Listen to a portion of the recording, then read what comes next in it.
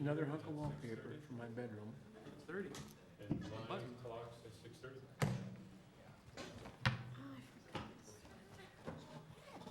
All right, I'd like to call this meeting to order. Tonight is Monday, August 25th, 2014, and this is the school board of Bloomington Public Schools. First thing on the agenda is roll call. Looks as though everyone is here. Looking for the next thing is the Pledge of Allegiance. I'd like to invite you all to stand and face the flag, please. And you are able. Pledge allegiance to the flag of the United States of America and to the republic for which it stands, one nation, under God, indivisible, with liberty and justice for all.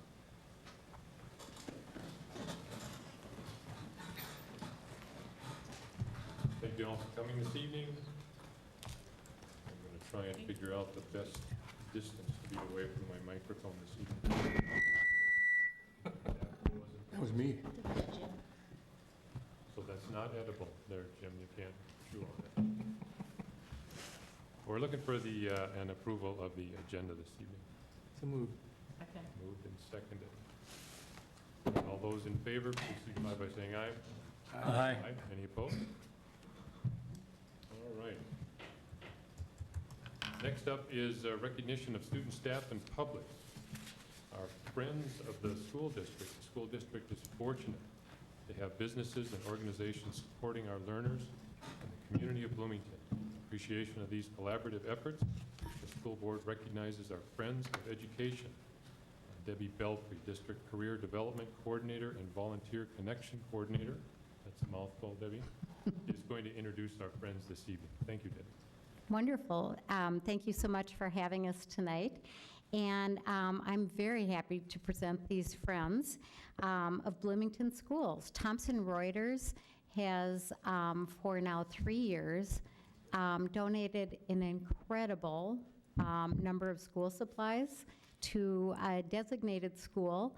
And from there, if they have additional supplies that they can share with other schools, they have also done that. So this reaches many, many students in Bloomington schools.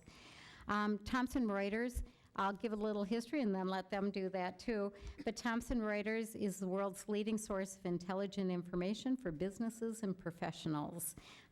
They lead decision makers in the financial and risk, legal, tax, and accounting and intellectual property and science and media markets, powered by the world's most trusted news organization. So as I said, for the past 3 years, Thomson Reuters, through their Community Volunteer Council, have chosen Bloomington schools to be recipients of an organized school supply drive. And I will tell you, when I talk school supplies, it's pallets of school supplies that they have contributed.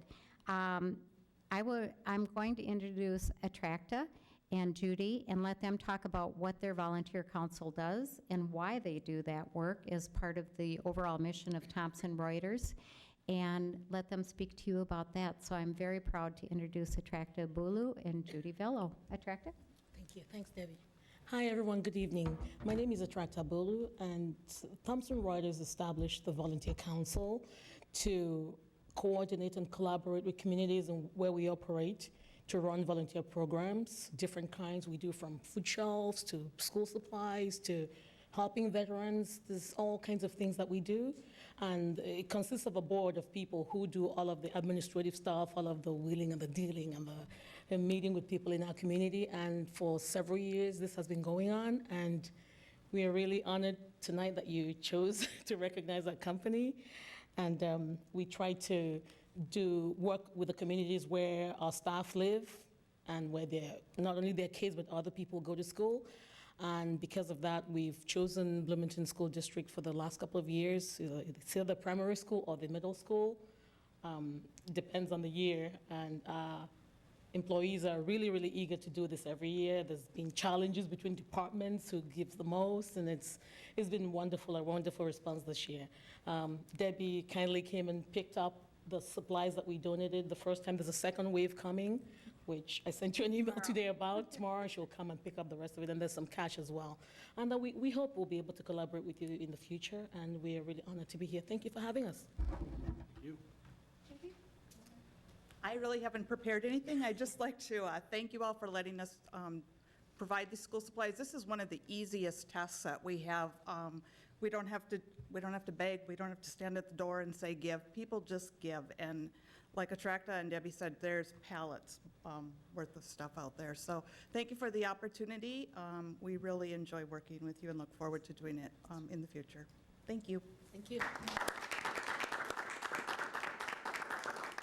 And again, I'm just thrilled. I should tell you too, Tracta also mentioned that they made some financial donations. Some people bring cash to contribute, and so that goes to the school. And this year they included tennis shoes and shoes.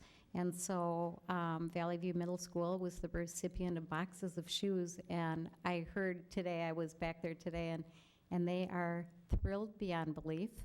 And I have to tell one other quick story. One of our new teachers to the Bloomington schools started as math teacher at Valley View, and they said, we have a company that helps support you as teachers and to support our students. And she said, calculators? They're really donating calculators? And then she said, well, who is it? And they told her it was Thomson Reuters, and she said, my husband works for Thomson Reuters. So indirectly, it all comes back, and it works really at the end of the day for the benefit of our students. So I just wanted to make sure that they were recognized tonight for all their wonderful contributions. All right. Thank you. Thank you very much. I hope this one's working. There should be a badge back on our Friends wall for Thomson Reuters. If it isn't there tonight, it will be there soon. So we appreciate everything that you're doing for us, and keep up the good work. Thank you. We're going to do a little photo op. It's up there on the wall, so All right, before they great. leave. Thank you. Thank you for coming. Thanks, everyone. All right, we have one more item here on recognition of student, staff, and public. And very quickly, I'd like to mention that my co-workers, Tom Bennett, Rick Oliva, Jim Sorum, and Don Steiga have completed phase 1, 2, and 3 of the leadership development for Minnesota School Board Association. And I have the certificates in my hand, so I think what I'm going to do, I'll get up and give them to you, so Jim, you don't have to get out of your chair. Thank you. I love it. There you go, sir. Congratulations. Thank you. Mr. Sorum, congratulations, sir. Don, congratulations. And I'll run over to Mr. Rick. Mr. Oliva, good job, congratulations.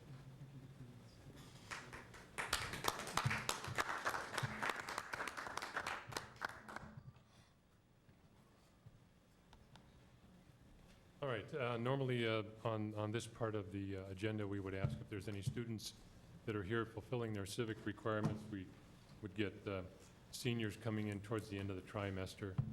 School starts next week, so I'll keep asking, and one of these times our students will come in.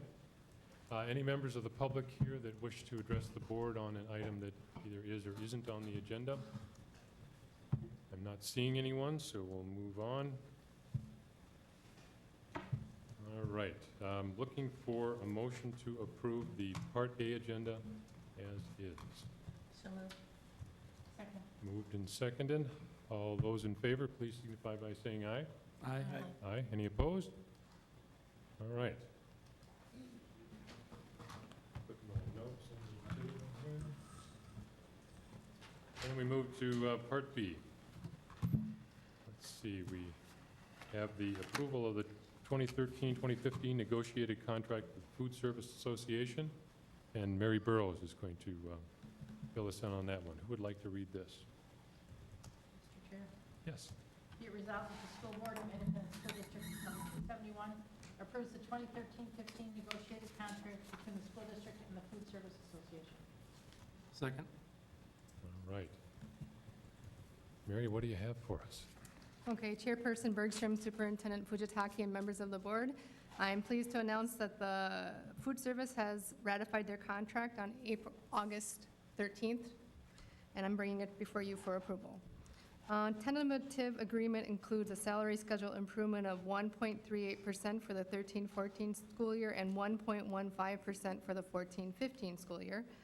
In addition, the tentative agreement includes the following: a one-time payment to longevity steps per FTE, increases to longevity steps both years, previously agreed to out-of-network, out-of-pocket maximums for health insurance, increases to district health insurance contribution both years, increases to district HSA contribution both years, MOUs regarding calendar changes for the 2014-2015 school year, and the housekeeping changes that I previously mentioned.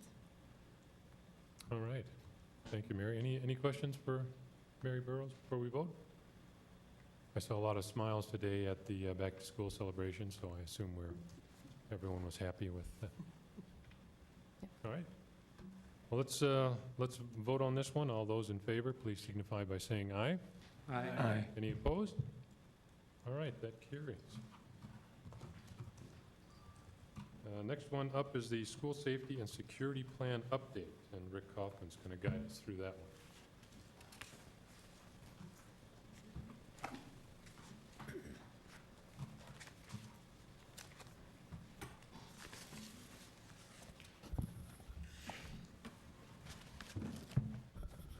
Chair Bergstrom, Superintendent Fujitaki, and members of the board, my pleasure to be here tonight to give you a brief update on the school safety plan. Specifically, I'm going to talk about tonight the access management system, the school safe alarm activation buttons. These are two key pieces from the referendum that was successful last fall. Other safety measures that are in place, and then next steps. A prelude to all of the work that has occurred with the success of the referendum were these things that are on the screen. Specifically, last year, both the district and all of the buildings formed emergency response teams, better known as DIRT and BERT. All of the members of the building emergency and district emergency response teams went through incident command system training, otherwise referred to as ICS. We developed school-safe conditions that I'll share with you in a little bit what those are specifically, and then the prescribed drills that are required by the state for all of our schools, which are often referred to as 551, 5 fire or evacuation drills, 5 lockdown drills, and 1 shelter-in-place or severe weather. Well, all of those drills are done each year, but last year we not only implemented all the drills using the BERT teams at the school, and on 2 occasions we activated the district emergency response team as part of a test of a review of our response to 2 of those schools, but also enhanced drills, and I'll talk a little bit more about that later. Also, outside the scope of the referendum in terms of school safety, we have added school bus panic or duress buttons to each school bus, video camera enhancements, and the latest in GPS improvements, all intended to improve the safety of our school buses, because on average our schools transport anywhere between 65 to 85 students on a bus. They are what we call in emergency management a soft target. In other words, if someone wanted to, they could target our students and our driver, and there have been a couple of those incidents across the country, and one resulted in a fatality to the driver. But so our safety measures are not just school-based, but also where we have students. The school safety measures that were implemented this year, in other words, those physical structure changes that are a result of the successful passage of the referendum last fall, are Hillcrest, Indian Mountains, Normandale Hills, Olson, Poplar Bridge, Ridgeview, and Valley View. It should be noted that Olson Middle School does have its access management system from a couple years ago when we did renovations at that school, but to bring them in compliance with or in line with Olson Elementary, we added the Safe School Activation buttons. The implementation going forward next summer, these are the schools, I won't read them for you, but elementary, secondary, and then the 2 early childhood centers will be part of the summer 2015 construction plan. And I should point out the reason that we staggered these over 2 years and then ultimately to fulfill all of the safety measures from the referendum is we are only allocated $2 million per year as the referendum allowed for, limited construction window, and we are trying to manage a number of other summer projects as well. So let's talk about two of the key signature pieces of the school safety plan. First one is what we call the access management system.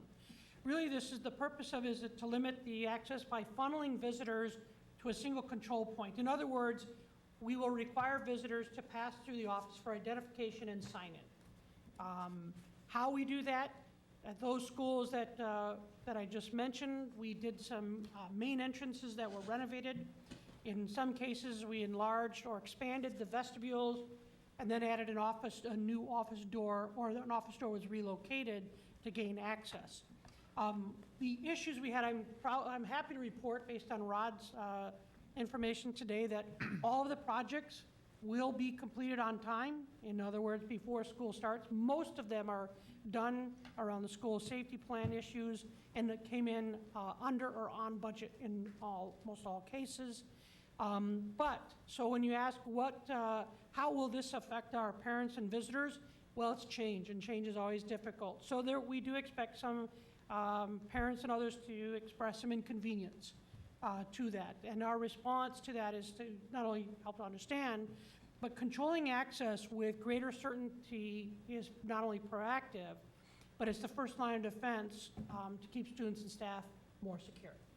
It is about creating those barriers that I've shared with you numerous times to prevent and/or keep our students and staff safe.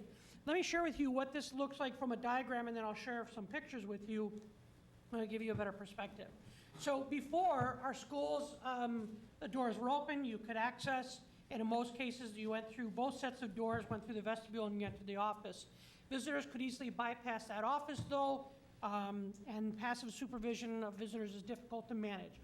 Glass is there, so our office staff, whether it's a clerical or someone filling in, could see through and could see someone walk past the office. If they didn't, it was an honor system, as we shared with you. We expected people to come to the office. The majority of people did sign in and get their visitor badges, but in many cases they didn't, and they walked easily access to the school. The entry control now provides for access to classrooms now being locked when the second set of doors in the vestibule are locked. And then you see that we moved the office door. In some cases, we relocated or moved or created a new one so that access to classrooms is locked once the school day begins. Visitors, therefore, are forced to enter through the school office and again then follow the procedures that are put in place with respect to signing and getting a visitor's badge. Then once that occurs, they exit the office into the school building beyond those locked doors. So let me share with you pictures of what this looks like and identify some key features to this. This is what we call the interior vestibule door. So what you're looking at is a picture of one of our elementary schools. From the vestibule area, we've already made entry because the front doors will be open. At least one will be open when the school day starts. All of them will be open at start of school and at dismissal time. The interior vestibule door then gets locked once the school day starts. You then have the vestibule to office door. This will be the primary entry point during the school day for individuals to make access into the office and ultimately into the school. And then you see through that glass pane office to school. One thing to note, and I'll bring it up in our other safety features that we've added, you cannot tell here, but all of these entries, especially the glass, have been treated with some form of a laminate that will create a barrier in the sense that if a person were to try and shoot or break their way in, the laminate protects the glass not from shattering, but it will shatter, but it will stay intact. It would take some force to push it through. It's similar to if you were to try and shatter a car window, it'll break into thousands of different pieces, but it stays intact unless you push it or some force is exerted on that. The idea is that, so if an incident were to occur, we have an active shooter situation, a person that were to shoot through the glass would not automatically break, okay? Again, buying those precious seconds. In the incident at Sandy Hook Elementary School, coming on 2 years this December, that's how the perpetrator gained entry, shot through not the front door, which was locked, by the way, but did shoot through the glass and was able to kick it through if it wasn't already shattered. The bullets had already shattered it. So just to point that out. So person makes entry once the school day starts into the office by that first green arrow, and then once they check in through the visitor process, sign in, get their badge, they exit from the office to the school door, which will remain unlocked. In both cases, for the vestibule to office door and the office to school door, the next piece I'll share with you are our alarm activation buttons. We'll have the capability to lock those if a threat exists, a potential threat exists, and I'll share more in a few minutes. So when you look at our school safe activation buttons, and it's tied to our school safe conditions, which again I'll share with you in a minute, but we have 4 buttons that will be or are installed at those schools that have had those pieces in place. And they include the security alarm button, the interior vestibule door button, the office to school button, and the vestibule to office. To specifically outline for you, and training will occur this week for those school personnel, principals and office staff, primary as well as secondary and backup, through not only what you're getting, but also the protocols that we'll put in, that we have in place for their activation. The security alarm basically speaks for itself. If there's a threat that is occurring outside, an imminent threat that's occurring outside or has occurred inside the building because the person has made an entry, by pressing that security alarm, it automatically closes all the fire doors, access to the building, and locks both the interior vestibule and the office to school doors to prevent the intruder to get into any other parts of the building, at least creating that initial barrier. The vestibule to office door would already be locked. In the event that there is a lockdown, for example, if there's an incident outside of the school or the office person sees some form of a threat or a person that's coming in perhaps with a weapon, they believe it poses a threat, they can press not only the security alarm, but also all the 2 buttons that would automatically lock the doors, and that would be the office to school and the interior vestibule doors. So if I go back, you'll see all those doors would then be locked and no access would be gained to the school, okay? Creating those barriers. Can I stop you for a second and ask a question? So the door from the vestibule to the office isn't locked under normal circumstances? The vestibule to office door is not locked. There are some systems where in schools they are locked and so the person has to get buzzed in. It typically accompanies a intercom that you press, you say, I'm Tom Bennett, school board member here to visit, and then you get buzzed in, or a video camera in some cases, systems that would not have this kind of glass. Those systems are only in schools, most schools where there's multiple persons in offices. So you have 2 or 3 office personnel working, so one is assigned that responsibility.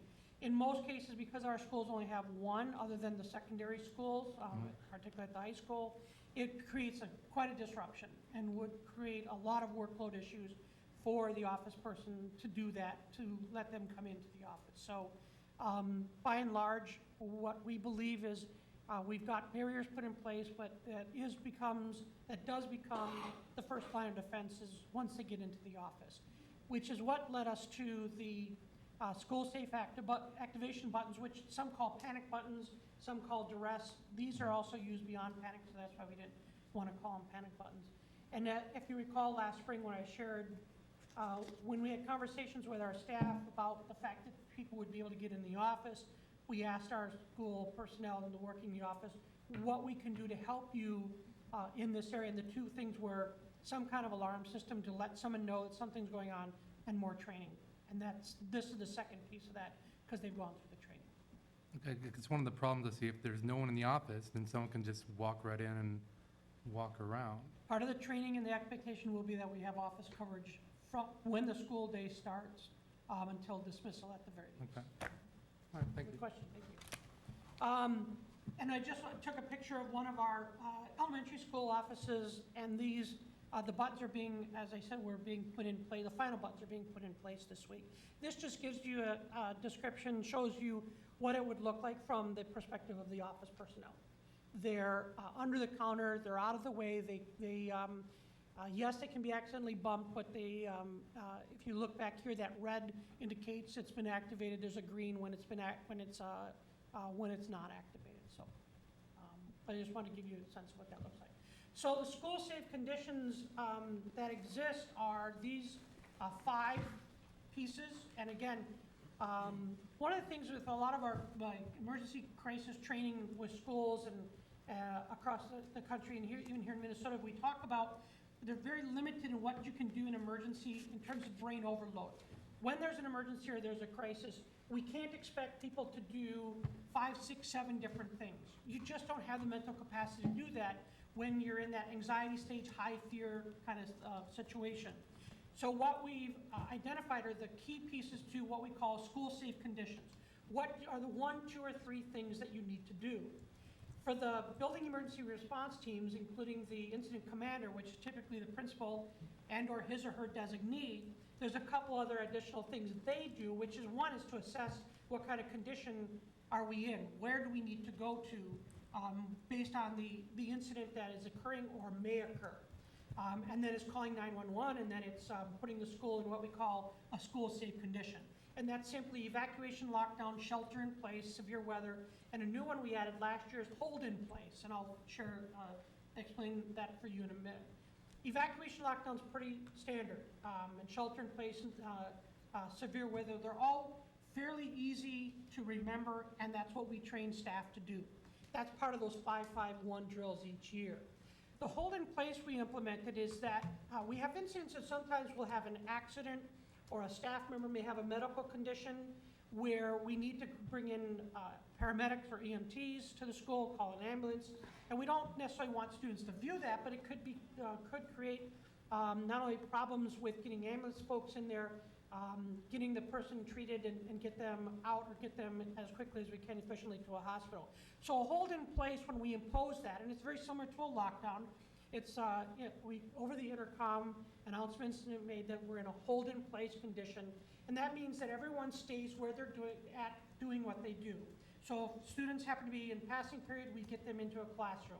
If we're about to get to a passing period, we hold them even though the bell may ring until the situation's been managed, controlled, and we can provide as I said, the medical attention. We've had that happen a couple times even in this building last year. Example is we had a staff member that had a mild medical condition. We were about ready to go to passing time. We were able to radio to Principal Brian Ingeman.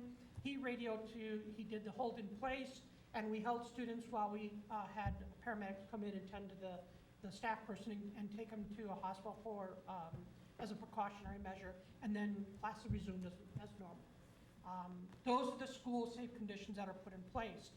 When those buttons are activated, when we showed you the emergency activation or the security alarm, that is when a threat is occurring or about to occur, an imminent threat. It puts the school into lockdown condition. In addition to the intercom announcement, that's what the security alarm button allows us to do. The other buttons, as we said, are if there's a perceived threat that whether a person's in the office, unruly, they can say a non-custodial parent, they can press a button that locks the doors and now keeps that person there and lets the principal or some other administrator in that building to alert authorities if need be, or at least to come and assist in the office. If, as we said, there's an incident outside, we need to go into lockdown, we wouldn't have to press the security alarm, we would press the button that locks all doors because of an incident that might be happening out near that school. Those are what we call school-safe conditions and the protocols for activating those various buttons. Okay? So real quickly, additional safety measures that are also in place. Color strobes. These are synced with the school-safe activation buttons to indicate when the school is in a safe condition during emergencies. We have a strobe, color strobe that is outside, external, near the bus drop-off pickup area, and that is intended to give the school bus driver a notice that the school is in lockdown. The school bus drivers are trained then to drive away from the building, get students away from harm's way. Okay? And then we have radios, obviously, they have two-way radios, and they would be communicating that to dispatch, and dispatch then knowing where the bus is, and we can then mobilize them when we're back to a safe condition. Internal, these are those high-use areas, high-traffic areas where the noise prevents, in some cases, hearing the intercom announcement, cafeterias, gyms, and auditorium. Okay, and then, so the strobes would be blinking during those, primarily the lockdown. Classroom doors are being equipped, if they have not already, with key sets that lock from the inside. We go with what we call lock and props. Teachers can leave their door open. If you have an incident, you close the door, it's automatically locked because of the inside. I talked about the laminated glass and film. The other thing we're doing is door renumbering. We did an assessment of all of our schools. We are renumbering our schools in a clockwise format by the suggestion of our police and fire, so that it's easier to identify where to send fire, police, and/or ambulances for an incident. It is key to getting those personnel in those situations to the right door, and it's all in a clockwise format for our schools. Okay?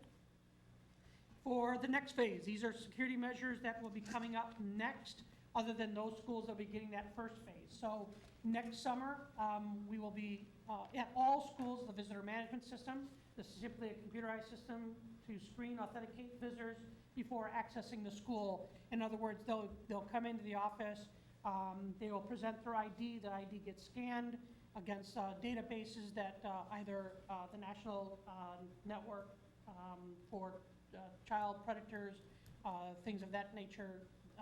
If you're a parent or a volunteer in our district, that'll be in our system. You don't have to scan that. We'll have a kiosk where the volunteer or parent that's in our system can sign up. Some of our schools have that if you visit some of our schools, and it prints out an ID badge and you're on your way. Our exterior doors, actually the hardware, I believe, Rod, this summer were hardwired for an integrated alarm system to signal when the door is ajar or an attempt is made to pry it open. We found this to be problematic, particularly at the secondary level, and in some cases at all schools when staff take classes outside and prop a door open, it creates an issue. So all of the doors are integrated with the school's alarm system that would signal us if they are left open or if an attempt is made to enter. Along with that is our keyless entry upgrade, designated doors for keyless entry like a staff entrance, playground, athletic fields. That ties into the last bullet point, the ID badges.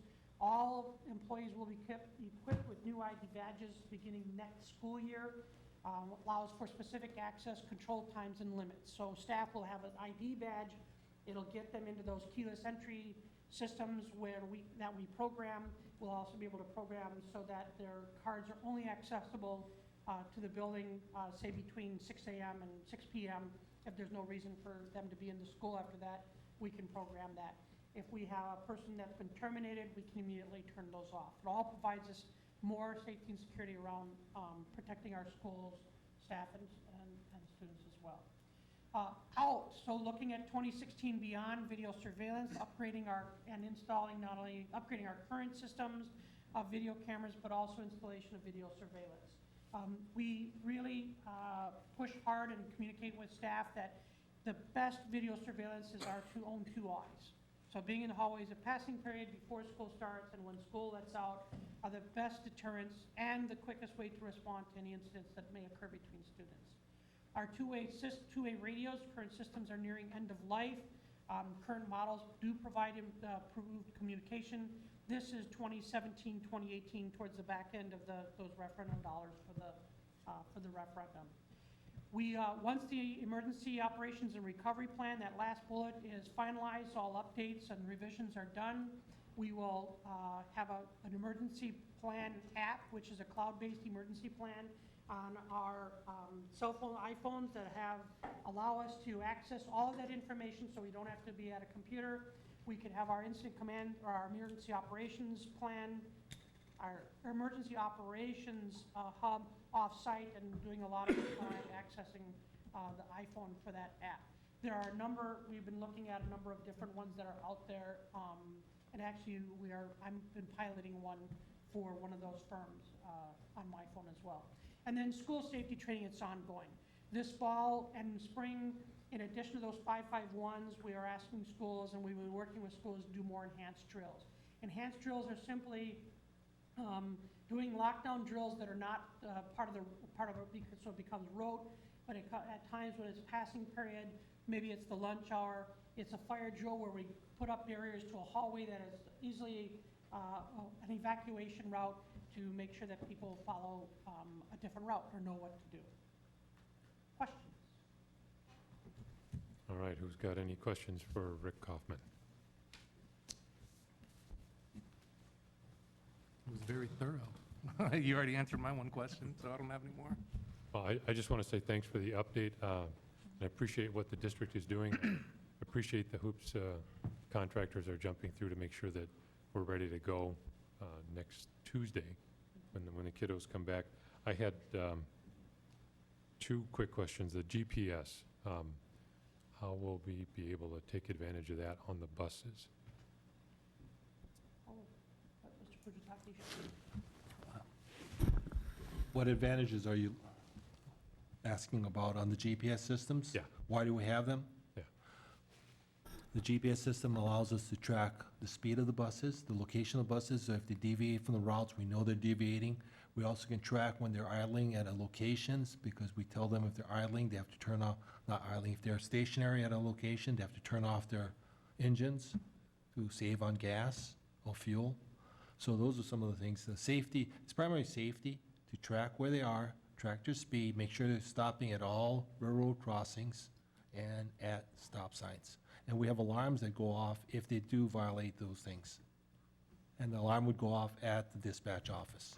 Okay, good. I like that. Second question was the exterior doors. You had mentioned that sometimes the teacher will take the class out and on a nice day, you go out and they're playing a guitar and singing a song or whatever. The teachers will still have that opportunity. It'll just have to be done differently. Right, so you would, the designated exterior doors, instead of propping it open, you can close it because their visitor badge, or not the visitor badge, but their staff ID badge will allow them just to simply swipe that door and to get access into the building, as opposed to leaving it propped open because they may be actively involved with their students outside and don't have keys or don't have access to the keys. So it's a safety feature that we expect that staff utilize when it's put in place and not propping doors. The issue is not so much staff. We do have some staff that do that, but the issue is students that will prop a door open, put a stick in or a rock because their buddy's running late for school, or they happen to want to jump outside and grab some fresh air or get something from their car and don't want to have to go all the way out and then check back in, so. Sure, sure. And the alarm will let somebody know that it's propped open. Right. Okay, great. Chair Bergstrom? Yeah, go ahead, Rick. Your question about the buses actually brought up one of the questions, or re-brought up a question that I had earlier about bus safety, and it was something that I used to see at my kids' bus stop all the time, was cars going through the extended stop arm. Now, to fit buses with forward-facing cameras, I don't know, that probably isn't in the budget, but I wasn't sure if there's anything else that we can do as far as that, as far as tracking the cars. I mean, I try to videotape cars as they'd go by, but my cell phone camera couldn't pick up the license plate clear enough. And I even had the police sit out there one day, but of course, the day they came, they didn't see it happen. But it was literally on Bush Lake Road, it would be once a week. You'd see a car just go right through like the stop arm wasn't even out. Is there anything that we can do for that?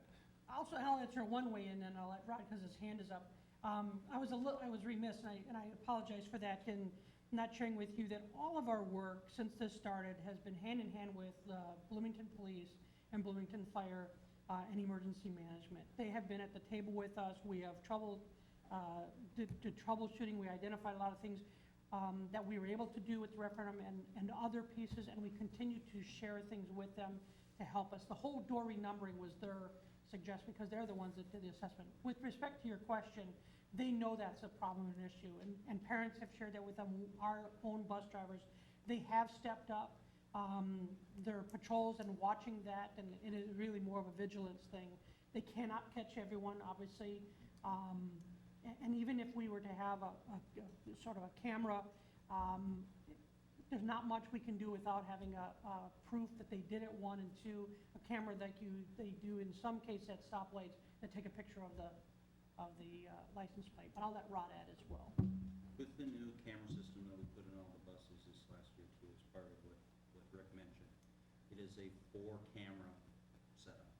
So you have a camera that's in the back of the bus, a camera in the front of the bus, a camera on the driver, and a camera outside to be able to see exactly what you're talking about. So that will be tracking those type of things. Again, as Rick said, is hopefully you notice all of them, the bus driver notices that someone zipped through and things like that, that we can go back and verify the tape for that. But now we do have the tracking capabilities if there was someone that went through that we can track down that person. Okay, thanks. Just one quick addendum to what you were talking about. As I understand it, the stop arm is meant to be considered a stop light. So when that arm is out, just pretend the light is red and you can't go. So for the folks that are watching, it's not a stop and go. It's not a 4-way stop. It's not slow down and then speed up. When the arm is out, you're stopped. And unless there is a median in between the lanes of traffic, you have to stop even if you're way over on the left. So, And all bus drivers are trained, they turn on their yellow lights before that bus arm comes out. That's like your yellow light at a stop sign, and that's done before they get to the stop. And then the arm comes out when they come to a stop or at the bus pickups. So Yeah. it's the yellow and red, so it's a great reminder. Yeah, I mean, I think the problem at our stop was that I'm driving 50 and I don't care, and you're not gonna do anything anyways, nothing's gonna happen. But if we have a way to say, hey, here's the car, we can obviously see it, here's the license plate, and at the very least, the police can give the person a call, find out who the owner of the vehicle is, give them a call, and say, hey, we noticed that at this location, you went to the, like, that would be, I think that would deter some people if they got a nice letter in the mail. Also, I'd like to add on the GPS that we are working on something that hopefully for at least the first part of the school year, that parents will be able to track when the bus is coming to their house, how far away it is, and we'll be using the GPS as part of that process also.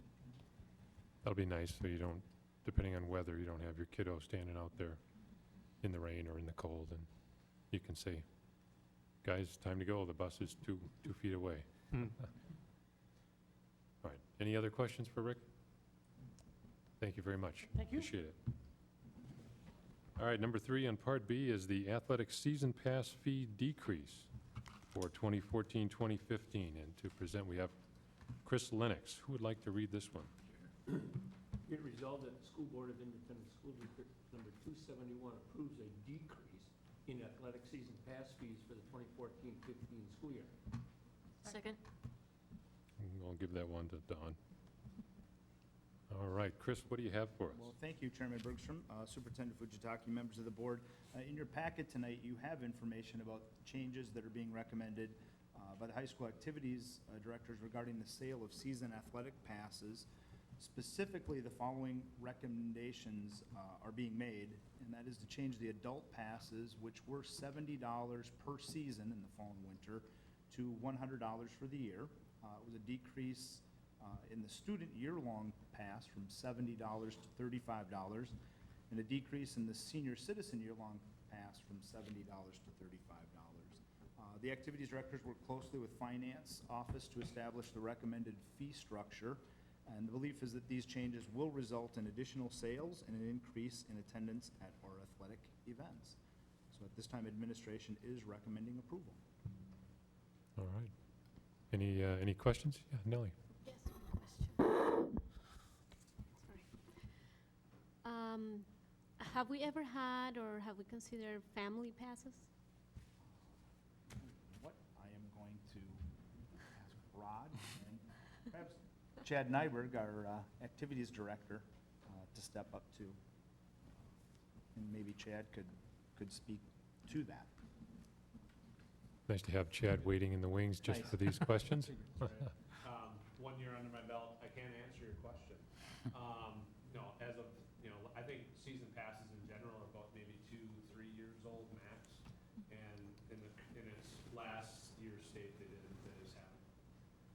by a person, and really a lot of this stuff came about through a Jefferson athletic group contingency kind of coming together, and thought they would model some of their stuff off past practices and see how it went to begin. So. I was just thinking that, it would be nice to have family passes, that possibility of buying a family pass, because sometimes you end up not buying either of the passes just because you don't want to have to buy one for the student, one for the adult, another one for the other adult, but if you have the family pass, maybe you'll have more families that will end up just buying it and everybody comes. Just a thought. Mr. Zivkovich. One thing I'll mention about it in other districts that I've worked, the discussion about family passes will come up, and it's somewhat similar to the issue of when you have staff passes and the rest for multiple people. The family seems to be a lot larger than it actually is. So that you'll have a family pass and you'll have 6 kids with you and you're going in. So I think the logic all the time was is you make the price of an individual pass reasonable enough for people to be able to buy a student pass and an adult pass that's at a reasonable rate.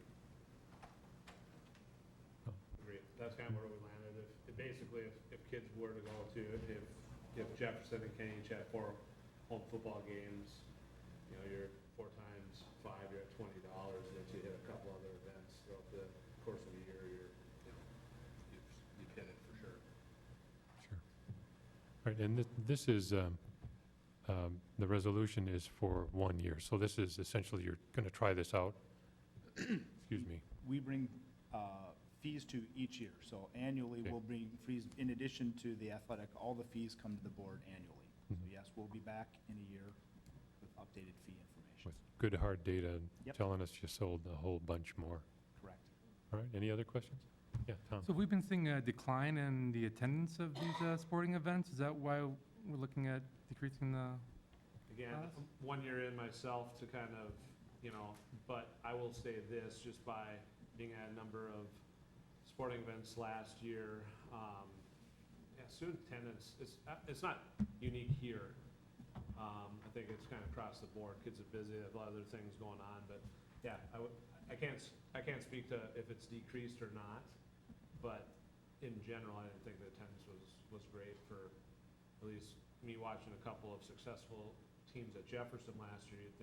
I would have thought there'd been more kids in the stands, and it's pretty low, I thought. Okay. Okay, well, I guess we'll see how this one works. All right, any more questions before we move to vote? All right, all those in favor, please signify by saying aye. Aye. Aye. Any opposed? All right. Thank you, gentlemen.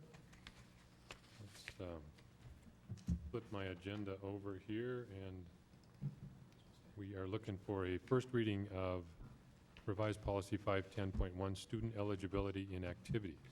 And Chris Lennox is going to stay right up there with us. Who would like to read this one? Mr. Chair? Yeah, Rick. Be it resolved that the School Board of Independent School District 271 approves the first reading of Policy 510.1, student eligibility in activities. Second. All right. Now, Okay. fill us Thank in you on what you got, Chris. In your packet tonight, you have a document that includes the recommended revisions to Policy 510.1, Student Eligibility and Activities, and tonight is the first reading. I'd like to highlight some of the recommended revisions for you at this time. If you would note, Section 4 of the policy, Minnesota High School League rules, has actually been dropped, and the content was moved up under Section 2, General Statement of Policy. The rationale for that change was to make sure that we included language in, under the General Statement of Policy, that the district would, of course, be compliant with any Minnesota State High School League rules, and not pull that out as if it were a separate item. The only other revision in the policy section were changes that reflected updated and consistent language across policies. In the regulations that follow, changes were made in Section 1A to align the credit requirements to the trimester system. The class of 2015 is the first graduating class that will have gone through our high schools completely on the new trimester credit requirements. In addition, the paragraph that follows the academic eligibility guidelines has been updated to reflect the practice at the high schools of placing students on an academic contract if they are behind, and to expand that practice to all grade levels. You'll notice the prior language just called out seniors. And finally, any additional changes that were made there also reflect the updated and consistent language across policies. As mentioned, this is a first reading, so there's no action required this evening. We are planning to bring this policy back to you for a second reading and ask for approval on the September 8th meeting. But at this time, we're happy to take any questions or feedback from board members. All right, thanks. Tom, go ahead. So moving from to the trimester system, have we gotten any feedback from parents, students, staff on that? On whether they like the trimester Whether they system like the or not, trimester? completely different. We didn't go into this asking about whether this was Okay. just a complete check on the credit requirements in alignment. Different, we do annual, check-ins with students and feedback, student surveys. We could get more of that information, but we didn't bring any of that Okay. tonight. This was solely tied to the credits required Okay. in moving through. So how long But have we this been would be a doing that? class, this class has had, they may not, they don't have much to compare it to because they've been on that system the entire time. Okay. Yeah. So we did it 4 years ago, then we switched, I'm guessing? Yes, I believe that was prior to my, yep, yes, correct. Okay. Yeah, Rick? Could you speak in the regulation to changing from must to should and all the academic eligibility? Sure, absolutely. So and that really relates to the language at the end of that section. Any student who is within 3 credits of making progress gets put on a contract, and that's practice that the 2 high schools are using. Must means if you're not there, there's no contract. You must be at that or not, and so you should be. And if you're not, they have the opportunity to put you on an academic contract. If you're beyond 3, you're ineligible. Is the academic contract a nice way of what we used to call academic probation? Yeah, probably. Pretty good way to describe that, yes. And 3 was because it's trimesters and you can gain 3 credits over the summer. So if you happen to be short 3 at some point during the school year, as long as you continue to get your 6, you still have the opportunity over the summer to get your 3 to get back on track. Great, thank you. All right, any other questions? All right, should we vote on this one, the first reading? All those in favor, please signify by saying aye. Aye. Aye. Any opposed? All right, thank you, gentlemen. Thank you. All right, next one up is revised policy 720, vending machines. Rod Zipkovich is going to help us out, and Don wants to read this one. Be it resolved that the School Board of Independent School District 271 accepts the first reading of revised policy 720, vending machines. Second. All right, Tom got that one. Rod, what have you got for us? Chair Bergstrom, Superintendent Fujitaki, board members. I'm here tonight with policy 720. We brought policy 720 to the board back in June. There was some concerns about the language of cigarette machines, selling cigarette machines. We've removed that language from the policy. That is really the only change from prior policy. All right, any questions before we move to vote on this one? Sure, Bergstrom. Yeah, Rick? I had a question and possibly a revision to some of the wording. If I can find it. So, in section 3, in the second paragraph, okay, so second sentence, where it says, "No district staff, volunteer, or school board member and their immediate family shall have a personal financial interest in a vending machine contract." When I first read this, it seems like what I think we're saying is that the district staff, the volunteer and the school board member, and the families of those groups. Correct.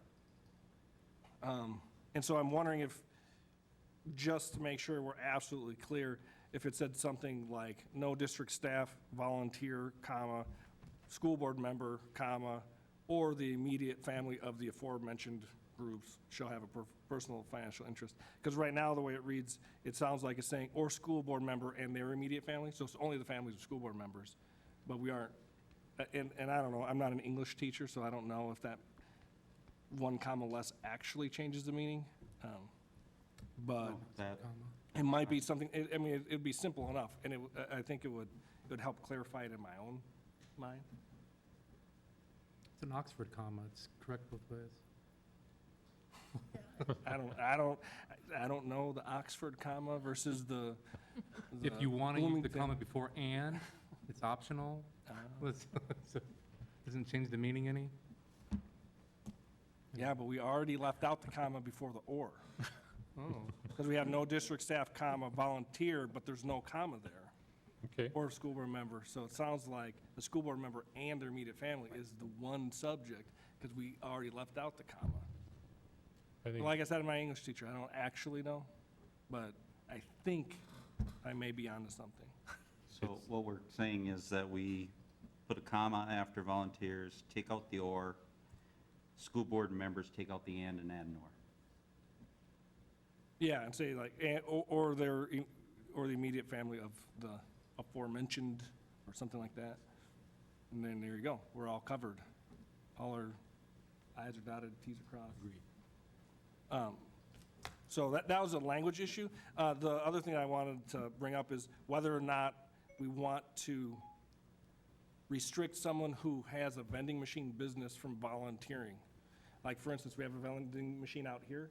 I don't know who owns it, but if that person had a kid in school, would we want to prevent them from volunteering at Friday Fun Day for the kids at kindergarten class?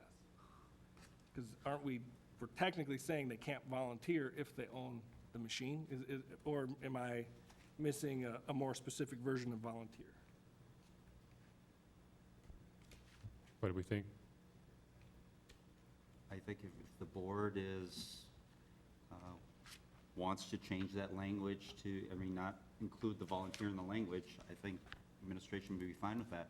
It's just a way of, the original language is in there to protect, so you don't have conflict of interest.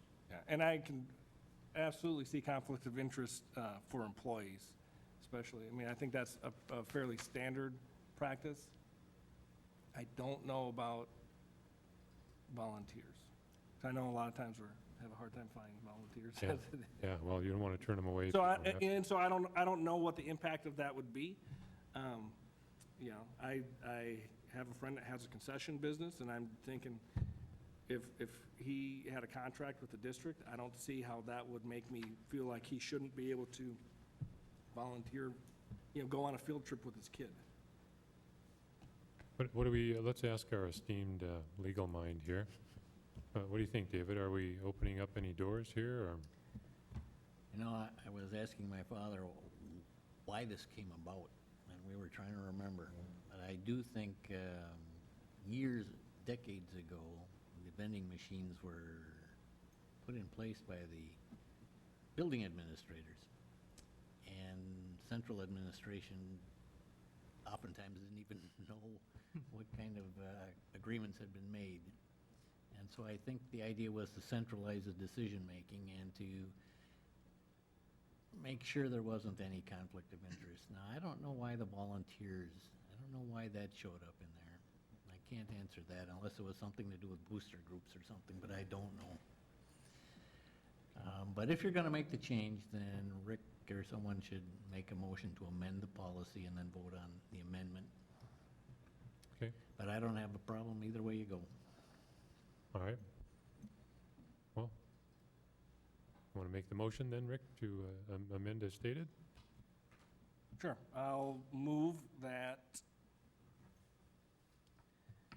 the second sentence of Part 3.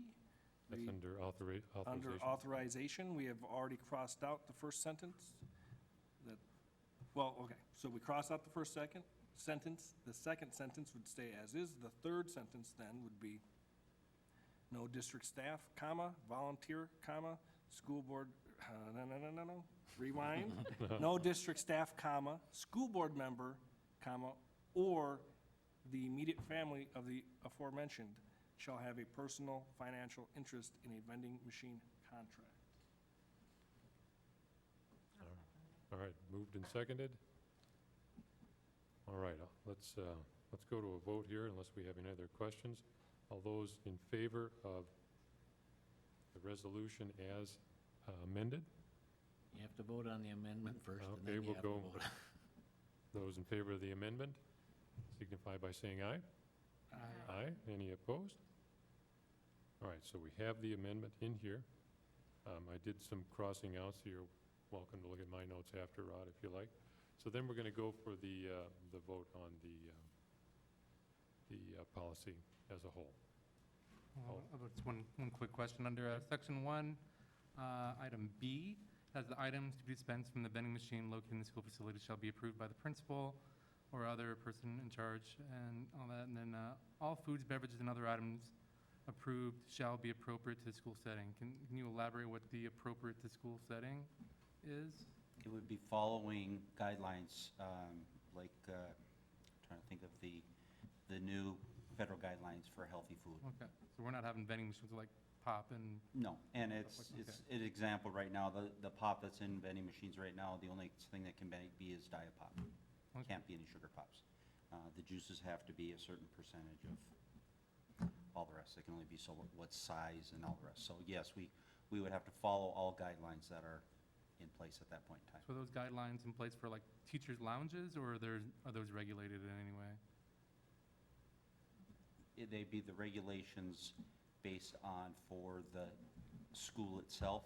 Okay, And all schools, no matter where it's at, it needs to be okay. forming those policies. All right, thanks for the clarification. All right, any other conversation on this one?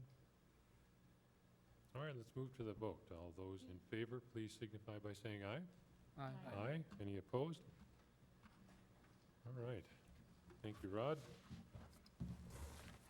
We'll look at Policy 412, expense reimbursement. That is looks like that one's a no change on that. Who would like to read that?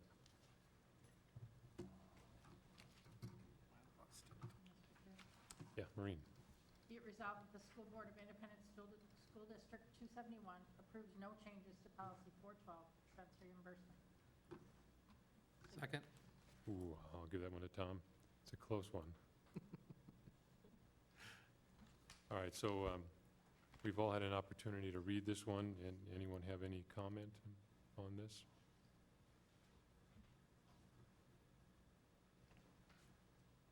Any questions? We have Rod here if we need him.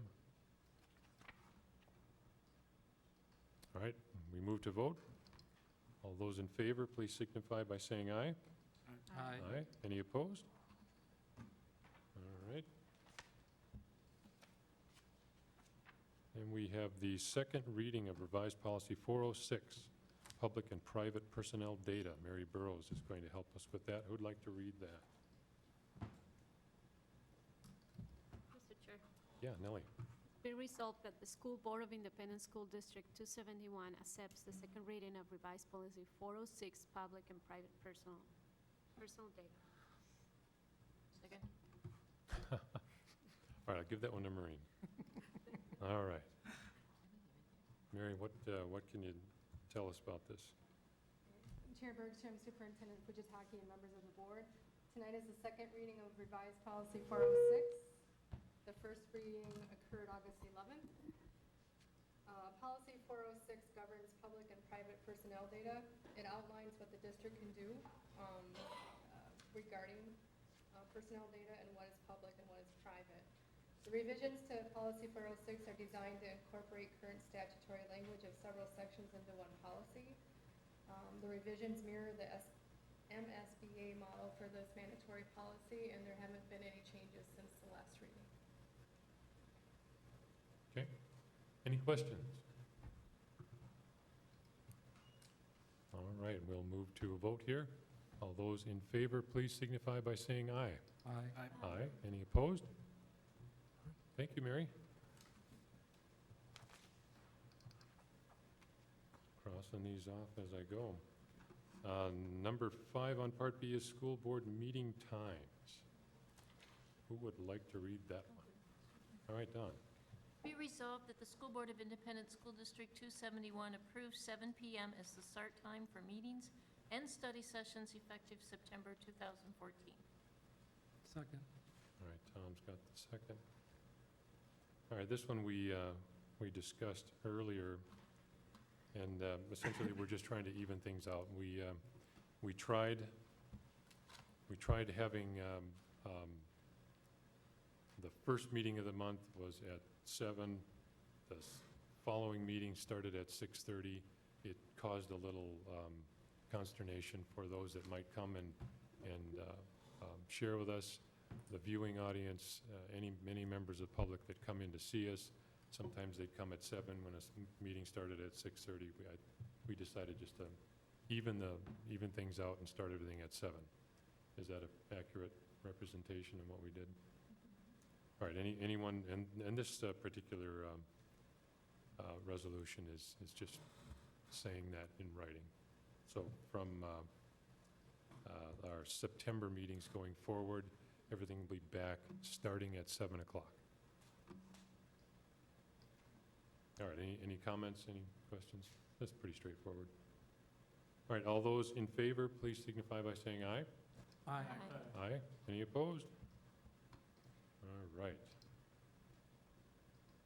Now we're down to number 6 on Part B, which is the school board study sessions televising.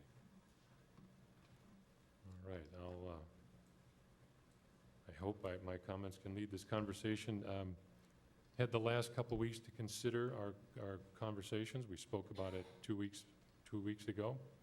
Had an opportunity to hear back from members of the public, have conversations in public, have the members of the public write to us.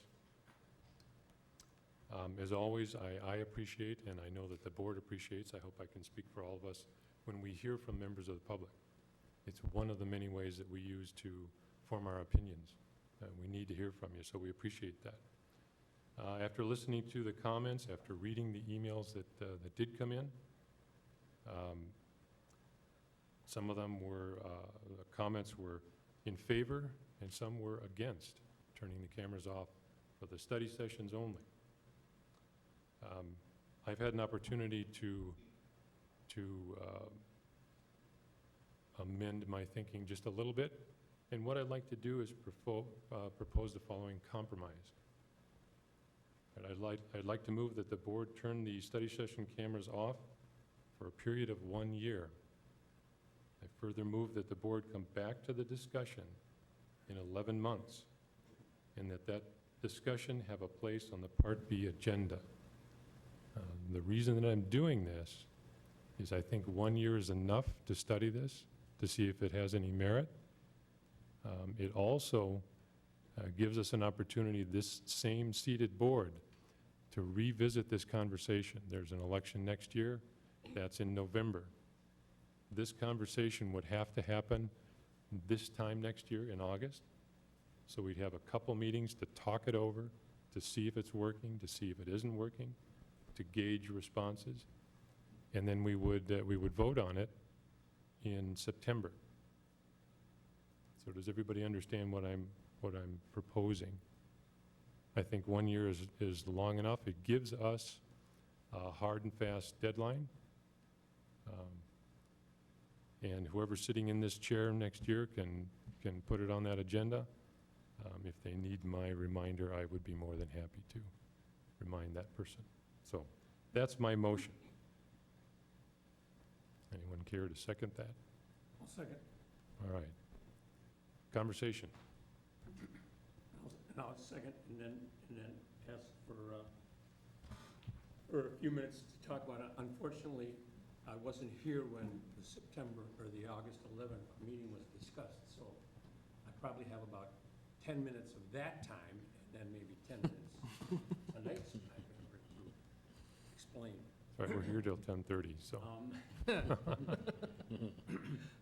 There's actually three perspectives that I wanted to touch on, one of which was highlighted by the newspaper articles that came out. And usually any educational controversy, point of interest, or issue falls on about page 3 or 4, but this one happened to fall on page 1. And it was quite an extensive article talking about factually what happened. And then opening up the paper further, on page 3 or 4 was an editorial by the same reporter,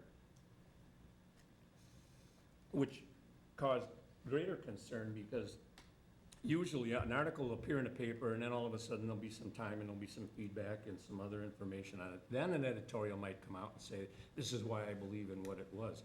But this one happened at the same time, so it was almost like as he finished the one article, the newspaper, all of a sudden he switched headlines and bylines and went to the editorial in order to continue his position on what was his viewpoint about how the board should conduct its business.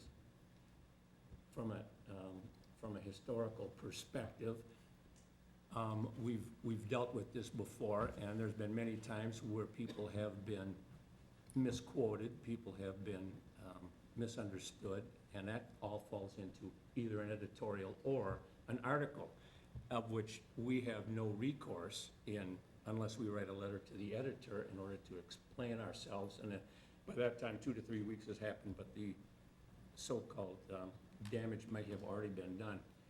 And so I just was a little bit concerned that all of a sudden there it was in front, in order to generate some kind of, pardon the expression, transparency conspiracy at a local level. Now, we've all heard about that, and we've seen enough of that with various administrations in the government and over time here in Bloomington and Minnesota and so forth like that, and I think it's just, it's too bad that we've lost an element of trust, respect, and an understanding of the differences between governance and administration. A second point is we've been conducting workshops, study sessions for many, many years, and it's usually just an internal information sharing and maybe more information, a data dump from administration to the board. So the board members are the ones that wanted this information about a particular topic, subject, or whatever it was in administration, then would provide that information. Oftentimes it was pretty new or an updated version, and then we would ask questions and we would get this information. Once that information then was processed, then we would have it come on a board action docket, and then we would discuss it again and then have public input and other things like that at it.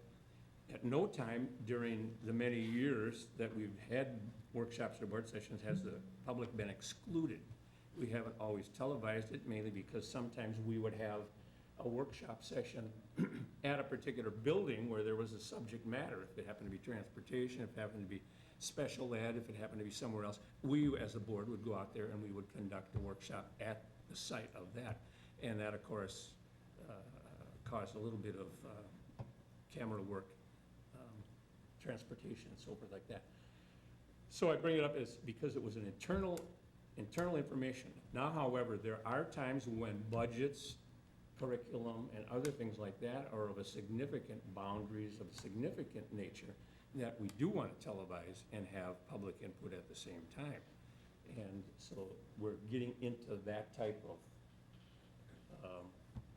scenario now that I favor the resolution, and I'd almost like to say that at times for budget hearings, when it concerns the greater good for the public, that we maybe would televise it.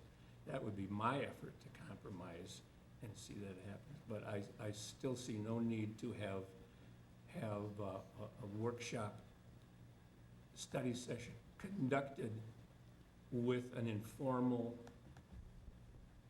nature and then have it be reported on as this is what was said when it didn't happen, or this is what happened and it didn't. from a newspaper that sometimes has a credibility issue in itself. Well, I know we like our local reporters and the newspapers, so I'm sure they do their best to make sure it's as accurate as possible. I know they spelled my name right, so they got nine letters in there, and And you're I a was- rock star now. I was good with that. So you're suggesting perhaps for budget meetings that it would be, the cameras would be turned on? Yes, Or- I think there are some subjects that probably need to have a televised issue. I know we have task forces, we have other open sessions where we say we're gonna conduct an open town hall meeting or a variety of whatever that means. But to have, I guess what really got to me was the fact that the transparency issue came up in terms of dealing with, we don't know what's going on in the administration. There's no way we can know what's going on in every individual school with every individual situation. There's no way we know what's going on in every budget issue or something like that.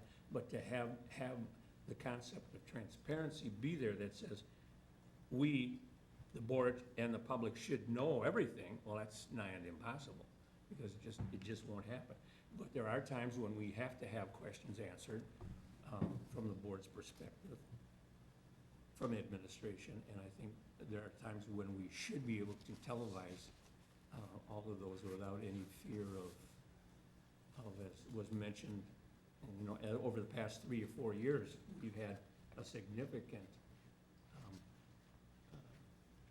trust, relationship, issues with the board, the staff, the administration, and the public on how to handle some things, and it hasn't been a very positive experience. And I think sometimes by eliminating some of those things and having a more respectful tone or whatever it is, it should be easy enough to carry out a study session without having controversy, significant controversy appear.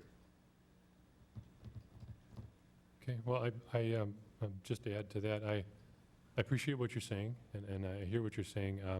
I'm trying to figure out how it would work, and I'm running into I'm stumbling trying to think of how we would decide if this would be a study session that we should turn the meetings on, the cameras on, and this shouldn't, and if this is, then what does it say about the ones that we don't? So I understand what you're trying to say, and I appreciate the attempt at compromise. I'm thinking more along the lines of shutting them off for a year. And then we will be able to deal with that conversation. We'll pick it up again in 11 months, and we'll vote on it in a year. I think that might be less complex. I think in the end, if I'm hearing what you're saying right. So, yeah, again, I appreciate the comments, but anyone else? Yeah, Tom.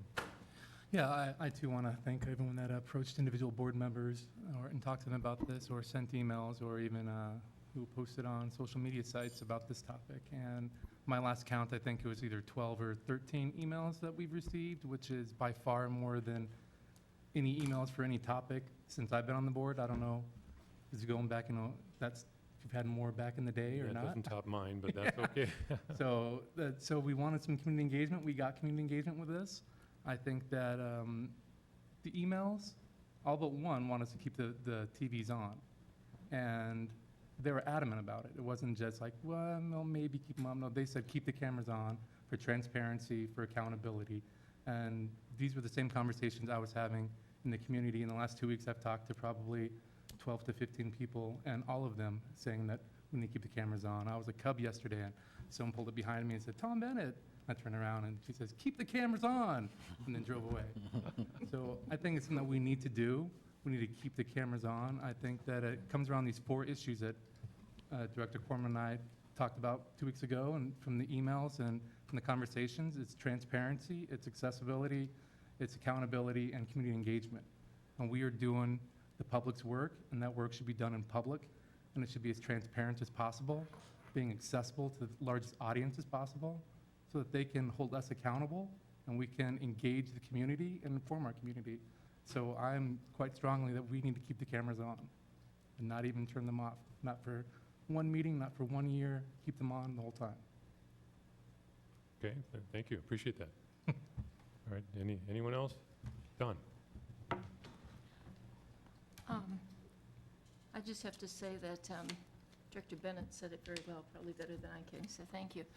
But I can't help but look at the fact that we're having meetings around documents that say School Board Community Engagement Plan. We have this other one that says Public Engagement Draft. We had meetings on this. Why on earth would we turn the cameras off to eliminate some of our public engagement? I think that if we're asking for public engagement, we've seen by the letters that we do have people that are watching and people that do want it on, and people that is the only way they can see what's going on, and they want to see the conversations, they want to see how we reach the decisions that we reach. Okay, I appreciate that. It's nice to know people are engaging us in those conversations. Any other comments? Yeah, Nellie. Yeah. Well, you know, thinking about this for the last week, especially about this particular topic, kind of takes me back to the time when I was campaigning, and also, you know, one of the questions that we heard many times, one of the questions that I heard for, you know, from all of us, for all of us, and for those of you that just came to the board, one of those questions from the public was, you know, what are you going to do about communication, improving communication? What do you think about communication? You know, and what are you going to do in order to continue to improve communication between the district and the community? And I do remember real clearly each and every one of us saying that communication was important, that engagement was important, and that transparency was very important, and that we all wanted to continue to have that type of communication with the members of our community. And I think that was one of the things that was very attractive to those voters who voted for us. It really makes me sad to think that we might possibly, as a board, take away the study sessions from being televised, because when I think about my community, I don't only think about our parents, I also think about our seniors. You know, we have a group of people in the community that are not able to see those to attend those meetings, to come here for so many reasons. It can be health, you know, it can be the transportation. For any kind of reason, they're not able to make it here. Sometimes they're not able to watch it at home right at the moment when it is being televised, but they watch it at a different time, because I have had encounters with people that comes and tells me, you know, I watched it last night. I just watched it last night, or I'm looking forward to watch the next meeting. So it makes me really sad to think that we're gonna be leaving these people left out. And we are talking about people that, you know, may not even have access to technology right now, or simply don't want to have to deal with emailing or communicating with us. And so we're not even hearing their voices. We did hear from many people, just like Director Bennett said, easily, I didn't count them, but probably at least 10 people, and only one of them said, you know, there's no need to keep them on. But the rest of them were very, very, you know, they really said, please don't turn it off. And this is just a few people that have represented a bigger community. We are here to work for our community. We are here to inform our community. We go to our community when we need something from them. When we need to pass a referendum, we go to our community. And look at the way they have supported us, big time. And big time, we're also talking about the seniors. You know, all my respect to the seniors. in Bloomington because I get to learn a lot from them every single day. And we go to our community for help, and our community comes to us telling us, inform us more, give us more. What else can we do? And don't turn it off. And what are we gonna do? 10 emails are not enough. So, yes, Mr. Chair, you talk about 1 year is long enough. I say 1 year is too long. We shouldn't be taking those off. It is our responsibility with our community to keep them informed, to be as transparent as we can be. And we knew when we came to the board that we were gonna be on TV. So if we knew, why did we even sign up for this? But this is just me. We want more people to be involved, to be engaged. Mr. Sorum is talking about, how important it is to get feedback from our community when we're talking about budget, where we're just about to enter into a very big conversation about budget, right? I don't know, it's just, at least for me, it is important that, if we're gonna be fearful of something when we're during our meetings, at least for me, that's not a valid argument. It is not, because we don't want our kids to be fearful. We don't want our administrators to be fearful. So no, keep them on. All right, appreciate your sharing. Other comments? And Rick? I agree. If we turn off the cameras, it does make things less transparent. That's why I was in favor of keeping them on in the first place. And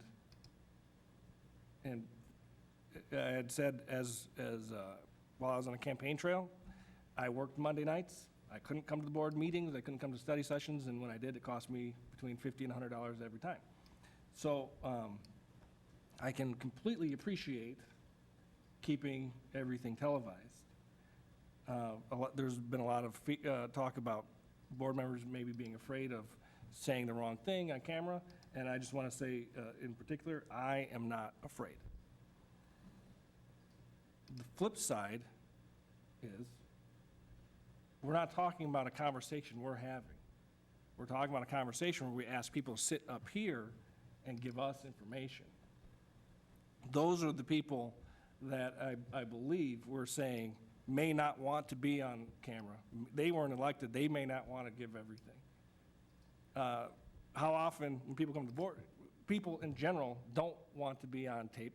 How often do we recognize people, and there'll be a group of them standing up there and say, okay, the one person will present, and they'll turn to the next person, do you want to present? No, I don't want to see it. And walk off. When people, not to pick on our audience member that's here today, but how often people come to the board meetings and sit in the front where they're going to be on TV. They know if they sit in those first 5 chairs over there on our right, that they're going to be on TV. Those are usually the last ones to get filled. Kind of like when what do they say, who shows up late to church because they're in the front row, right? It's a little inside joke, but that is I think where we need to head. We had one high school student who was sitting here, and when the chair went and told her, okay, so what will happen if you're here for your civics classes, on the first part of the agenda, I'm going to ask you to come up and introduce yourself, say your class name. And she said, no, if I have to go up there, I'll just leave and not get credit for the class. Now, what if that person had a really good idea? And what's holding her back from coming up and speaking is, I don't want to be on TV. I don't want to be on camera. I'm holding back because there's this barrier. Even though all the same people can hear, there's just this thing. When the camera turns on, people have a tendency to hold back. And that's why I'm willing to give it a try. Now, like I said, for me, I think I've pretty much spoken my mind at the board table. When I was campaigning, I think I spoke my mind when we were on TV. I don't have a problem having an open and honest conversation about controversial topics, and even not controversial topics. I had students who, if they had to come up in front of the class and present, they would absolutely freeze.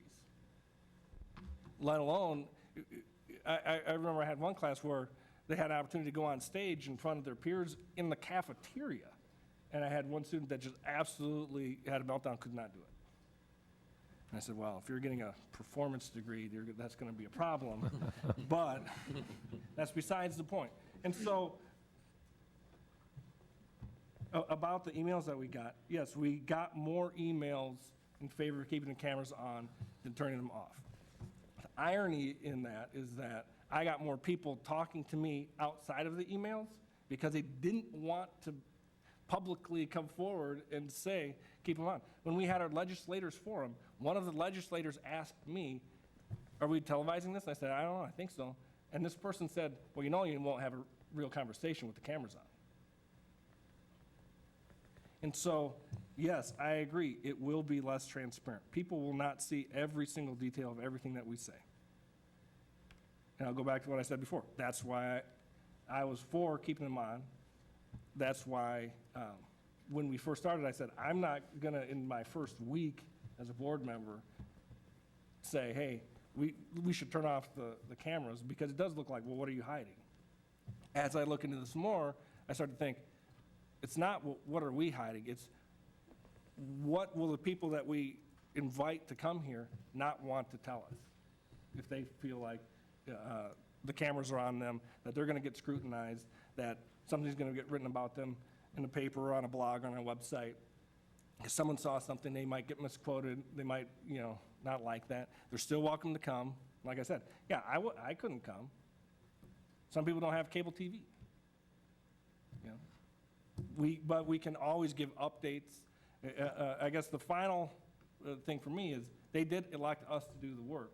And what our facilitator of our conversations, as Cheesebrough said, is what we owe it to our public is to do our best work.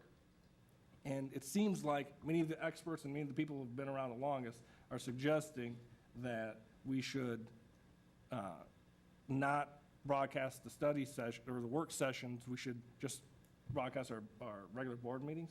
At this point, 8 months in, we're willing to give it a try. I thought maybe we would decide this in January instead of now. I guess one question that I'd had is we had talked about at a previous meeting, and I forget exactly what it was, but the agreement we have with BEC TV, I don't know if that's going to have an impact on it if we make this change now on the agreements that we already have with them.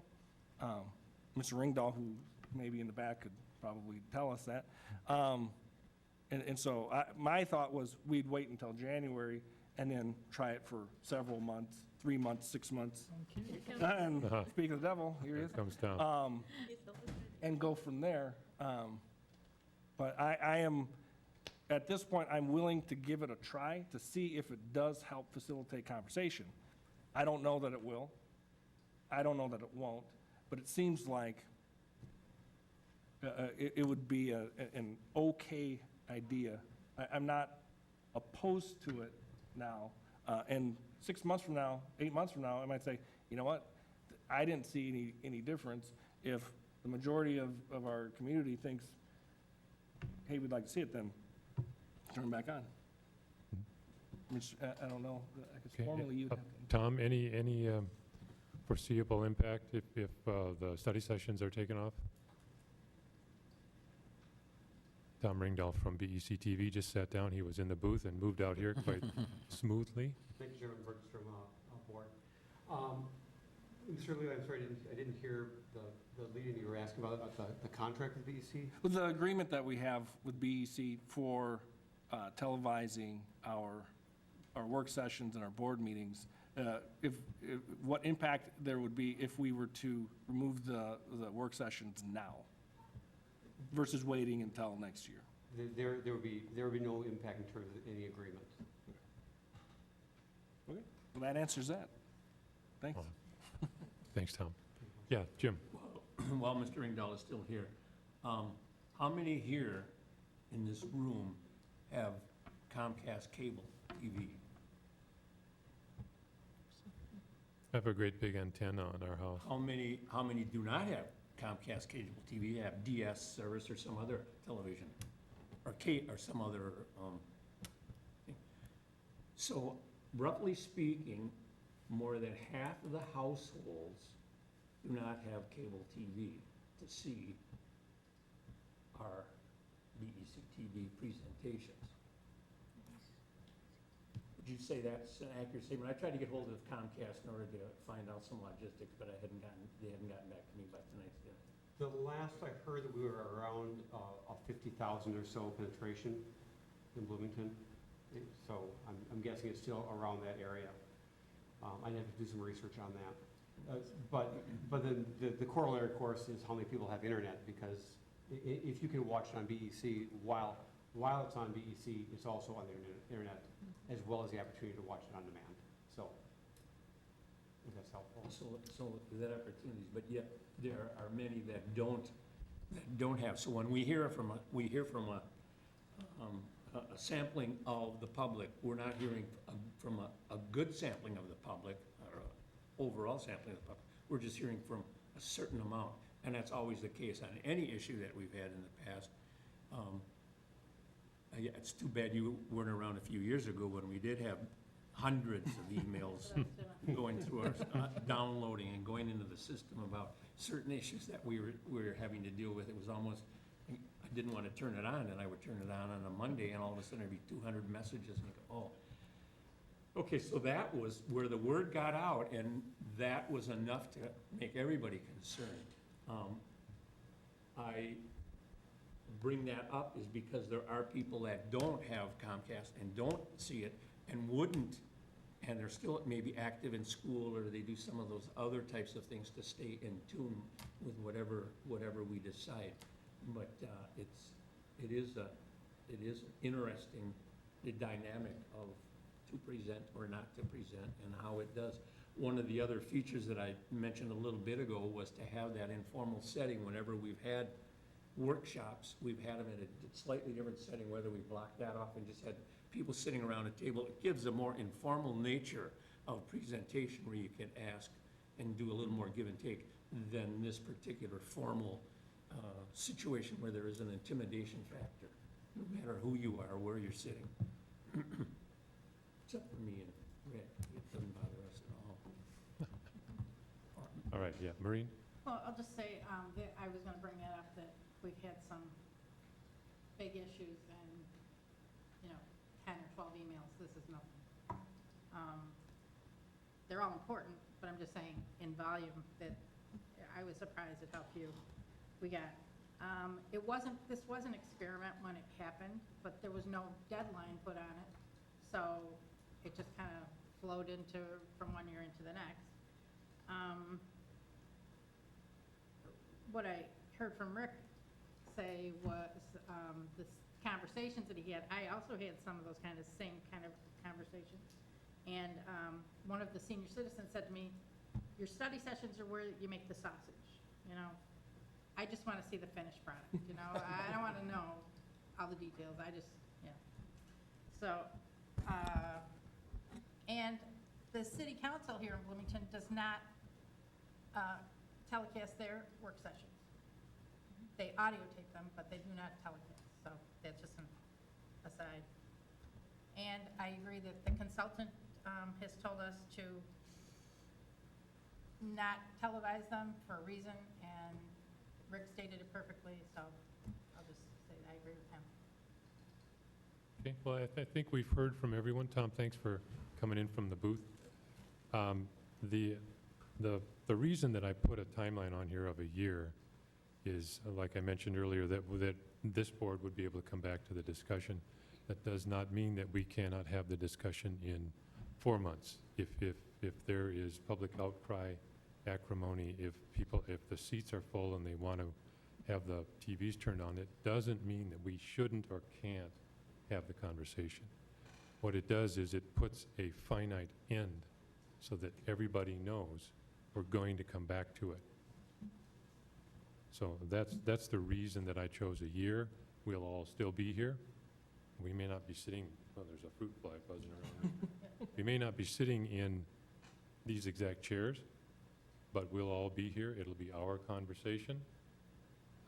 My proposal is to come back to the conversation, if it hasn't started before, in 11 months. It should give us a month of conversation. All right? However many meetings, probably 3. Okay? And once again, it doesn't mean we can't come back to the conversation sooner. So if we start to get feedback, if we start to hear, if like Jim had mentioned, there's 200 emails in our inboxes, after 1 month of doing this, we revisit it in a month. Okay? I'm not suggesting that it's going to fall on deaf ears as long as I'm sitting in the chair position. The reason I made this motion and entertained this conversation was because I have been hearing from people. It's difficult, as Rick mentioned, it's difficult when the spotlight is turned on you, and you're up there and you're trying to explain what's going on. I wasn't going to mention, but since the conversation went that way, I've had many conversations with public, and every single one of them said, turn it off. Now, I don't consider myself that imposing. Many of the conversations were had when I was sitting down. So, I think it has to do with perspective. It may also have to do with an opinion that may have been previously expressed. Perhaps they were just validating my opinion. Maybe they didn't want to be quoted on camera. But I didn't ask what their opinion was. I did not ask for the conversation. It came to me. And in every one of those conversations, people said, turn it off. Come on. Just keep moving. And so that helped shape my opinion. It helped formalize the motion that I made. Again, it's a finite amount of time. I'm asking for a year with return to conversation if it hasn't happened by then in 11 months. Absolutely. Well, we can talk about it in 6 weeks if it stirs things up to that extent, and we should. So that is not my intent to say we would just blindly turn an eye to the conversation or to the public until 11 months. But I don't often make promises. You can ask my sons, but I will promise that if the conversation hasn't come back, that I will ask that it be put on a Part B agenda in 11 months. So I think we've heard from everybody. I think we're getting a sense for opinions. We have a motion to turn the cameras off for a period of 1 year, to come back to the conversation in 11 months. So just so everyone understands, we would turn the study session cameras off so that we know that, just study session cameras at the next study session, and that would be in September. I think it'll be, the earliest we could have one would be the 3rd week in September. I'm not talking about the study session that follows this board meeting tonight. Okay? That, Tom will be in the booth and we will be on air. So from at the earliest, the 3rd week in September, and that would roll forward to the 3rd week next September, where we would have to come back and vote, do we want to turn them on, do we want to keep them off? So that's a decision that we would have to make. That would be preceded by conversation started no later than a month before that. So everyone's clear, yeah? Just a question about this. When is this decision normally made? Because I know we talked about this in January. Is there I was trying to look real quick, is there a policy or is there just a board procedure that we normally follow where this decision is normally made instead of in August? Is it normally done no, at the January meeting? Or it's not normally made in August, but the reason that it came up in January is that is our organizational session. I think that's where you probably heard it, and I more than likely initiated that conversation. So it would have come up in early January because we're going to talk about what are we doing this year, how do we want things to look, what do we want to do with this, what do we want to do with that, and it's a good time to do some follow-up with conversations that essentially just linger. It came to me as a new board member in that first meeting in January. And when it came to me, it was, in my mind, it was always supposed to be a trial. But when I brought the conversation back up, it didn't go anywhere, and so I let it go. and I think I brought the conversation up for sure 2 times. Yeah, Nellie? Yes, I have a comment about that date. The reason why it came in January was because when we started televising study sessions, we did it after our organizational meeting, right when I came to the board, which was 3 Januaries ago. So that was the reason why, because back then what the board tried to do was to provide the community, the public, with more opportunities for feedback. And that was the reason why that was read in the first place. That was 3 years ago. And that was in January, so that's why it was every year during the organizational meeting. Yeah, it just seems like January is a good time for. Yeah, I just brought it up because I was wondering if it would be prudent to just wait until January at our organizational meeting, if that's when it would normally happen, but if it is just whenever it comes up, then, yeah. No, this is a conversation the board can and should have, and it can happen anytime. So that's why we're working on it tonight. So it's a follow-up conversation to one that was started. Yeah, Tom? Actually, I'd like to move to table the amendment until January. Anyone wants a second? Second. All right. I think it gives an opportunity for the public to see this meeting, give some more opinion. I think it gives them an opportunity to write letters to the editor to see if that invokes more conversation and more community engagement and more feedback from our public, which we say we want. If we get our feedback, then maybe it'll change people's minds before January. All right, move to table was moved and seconded. We'll vote. All those in favor of tabling until January, please. Yeah, Rick? Can we discuss before we vote on that? No. Sure, go ahead, sorry. I was just saying, would you consider specifically which meeting in January? Like at the The organizational? organizational meeting in January. Okay, sorry, I'm trying to remember procedure Roger Rabbit.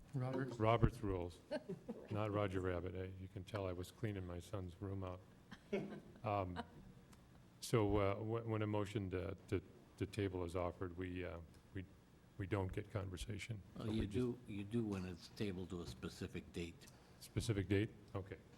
So we have the date, and that's your organizational, or was it the first meeting? Or, Well, whichever the first meeting in January, we call that the organizational meeting?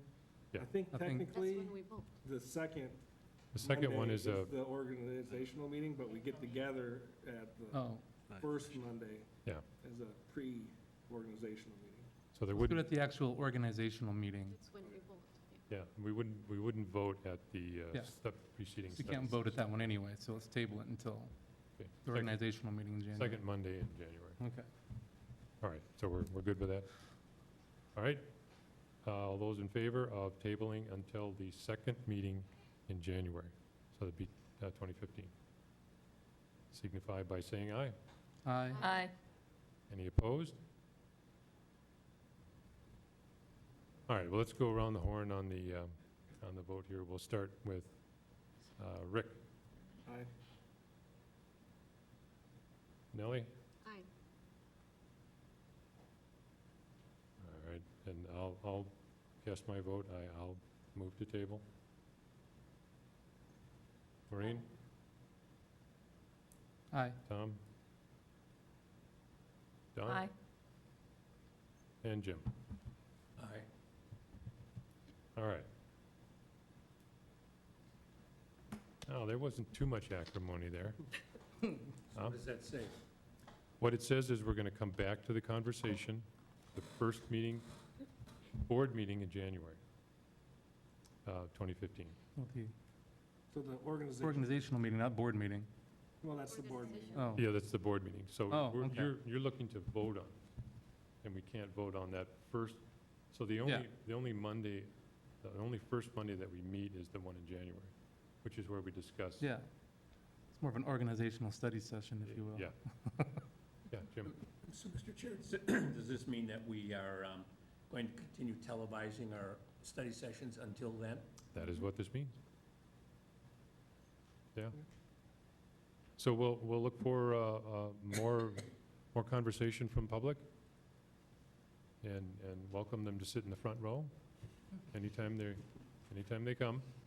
Over there, I see you. All right, so that pretty much wraps up Part B. Now we move into board member reports. Does anyone have anything they'd like to share? Yeah, Maureen. One thing I'd like to say is I would like to commend our chair for taking that one, not two ice buckets, but 6 ice buckets. Yes. That's true. And a delayed one. Jim's was delayed. Well, I did yours. I did it for you. Thanks, my hands are still cold. All right, anyone else? Don? I just have a couple things. Of course, we all were, or most of us were at the new teachers breakfast, so that was fun to see all the new teachers coming to the district. I also visited at Pond, is one of my buildings, so I visited the volunteer connections there. And I've also visited the Welcome Center numerous times this summer. And I'm pleased to say that that place is busy like crazy every time I go in there. There are often 3, 4, 5 families in there, or people sometimes lined up to be helped even because it's busy. So I think that they're finding it, so that's a good thing. The other thing that I thought was really great when I visited it this week was there was a Bloomington staff person that was open enrolling their child to Kennedy from another district. So I thought that also speaks to the fact that, you know, when your staff lives in another town and they bring their kids to school here, that speaks very highly of our schools. So. I think it does. And then I also attended 2 days of Beyond the Diversity training. I was just very impressed with all of the administrators and staff that were there and their willingness to really, share and really be open in the conversation. It was a great 2 days, and I was just very impressed with the group of people that attended. There was, I can't tell you the numbers, but there were a lot of staff there. The room was very full. It was, the presentation, it was an introduction to courageous conversations, and I would say that they did a good job of having those and being willing to have them. Cool. Thanks for sharing. Anyone else? Tom?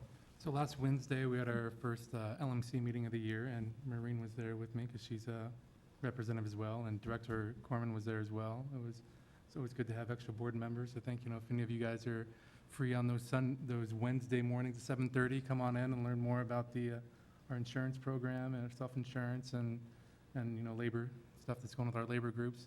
We were only able to stay there for half hour because we had to get to the new teacher orientation, which was fun for me. One who's gone through that new teacher orientation, just remember the nerves and not knowing what to expect. So it's fun to be on, sitting in the back room kind of watching. And I had a friend who's starting her teaching career, so it was fun to see her take part of that, and glad that she's over at Kennedy, and hopefully she'll still be there when my kids go there, so she can be my kid's teacher.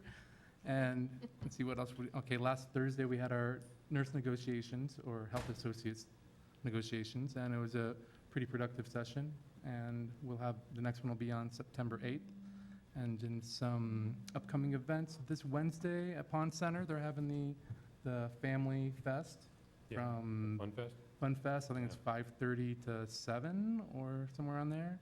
And the Teddy Bear Band's going to be there. I know Rick's a big fan. He's got all their albums. So you guys should come by and listen to Teddy Bear Band. There'll be a jumpy house, so bring your kids. And that concludes my report. The weather's supposed to be perfect for it, I think nice so. and cool. Yeah. They'll be in the bouncy house all night. So my kids will be there. I'll be there with my kids, so. All right. Anyone else? I can go. Nellie? Yeah, well, what did I do? I attended the new teachers orientation breakfast as well. Really nice to get to see more people joining the great Bloomington team. Also attended the Gifted and Talented Picnic at Old Grove Elementary. Also attended Beyond Diversity seminar, which was, and I'll read it really quickly here. It was a 2-day seminar designed to help teachers, students, parents, and administrators understand the impact of race on student learning and investigate the role that racism plays in Institutionalizing Academic Achievement Disparities. Very interesting seminar. And there were a lot of teachers, staff members, administrators, and we worked through a lot of different activities. Very, very good, for everybody to attend. Whoever has the chance to go, it's a very good one, very good seminar. And then last Friday, I attended a reception where, along with other Latino members, leaders in the communities in Minnesota, I received an award. It was a Community Building and Leadership Award from the Office of Governor Mark Dayton. So that was last Friday. Congratulations. Thank you. And that was all. All right. Yeah, I Marie. have one more comment about the new teacher. I think it was you, perhaps, that asked how many Bloomington graduates were in the room. And I've been coming to this for a long time now, and I was surprised. I mean, there must have been almost 20 of Bloomington graduates, so that's the most I've ever seen in the room. So that was kind of exciting that they want to come back and give back to the city or the school district that helped them a lot. So It's kind of fun to get some homegrown teachers in there. Yeah. Anyone else before I work off my list here? All right, I don't want to jump into anyone. So I had attended a 917 board meeting, very interesting agenda. We set some meeting dates, went over our anti-bullying policy.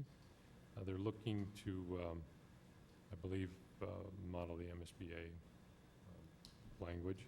It was, we did some tweaking, so that was interesting. We went over our goals for the district, went over our committee assignments, and these things, some of these things might happen in our January meetings here, but they happen in August for the 917. Also attended the Kennedy Connect Day. Had my son over there getting signed up, and it was really interesting the way they do it. Is I'm going to go out on a limb here and say that the kids mostly are interested in getting their class assignment card. Well, the way they have it set up is you have a sheet, you get it checked off, and there are 6 things that happen before you get your class assignment card. You turn in your physical form, you turn in that form, you turn in that form, you turn in that form. And I asked the staff there how well it worked, and they said they love it. So there were some parents redirecting the kids, go over there and get that stamp, or go over there and get that stamp. It was a lot of fun to see how that worked, and was allowed to follow my son through the school for a tour when he found his locker. Also attended the gifted and talented picnic over here at Elk Grove Elementary. Was at the new teacher orientation as well, and I was pleased to know that now every one of the new teachers in Bloomington knows how many board members there are on the school board. So I gave a little test, and I might have given the answer out, but that's beside the point. Back to school celebration this morning at Kennedy, where all the staff comes back to listen to a presentation. Dr. Anderson, Tim Anderson, was the MC. Superintendent had an opportunity to speak up there. It's a lot of fun, a lot of energy. Those particular mornings are a lot of fun. For those of you that are brand new board members, it's something that I gravitated to as a new board member. It has nothing to do with the good coffee and donuts that are in the lunchroom. There's a lot of good energy with the people there. This morning I did accept an ice bucket challenge from the superintendent, who was gracious enough to accept an ice bucket challenge from myself, and that was earlier. So people were asking me, what am I going to do? I have some challenges to issue, and I have, for those that didn't see it, that my 6 co-workers dumped 6 ice cold buckets of water on me, and I'm still cold. So a lot of fun, a great cause. 20-some years ago, I made a living at being a carpenter, and one of my good friends had a husband who was diagnosed with ALS, and I had somewhat unprecedented access to their house. I was remodeling their house to accommodate his wheelchair. He was diagnosed with 3 years to live, and he passed.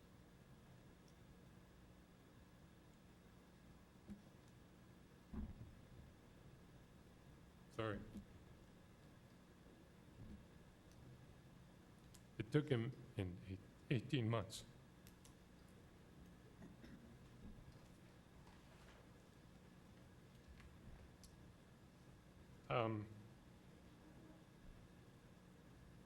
So this is near to my heart.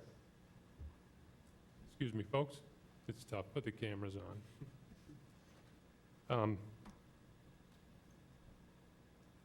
But I would like to issue this challenge to my coworkers. In the next 24 hours, to take, to either sit under that bucket of ice or donate what their family budget will allow. If you've already done it in some capacity, perhaps you can nominate somebody else.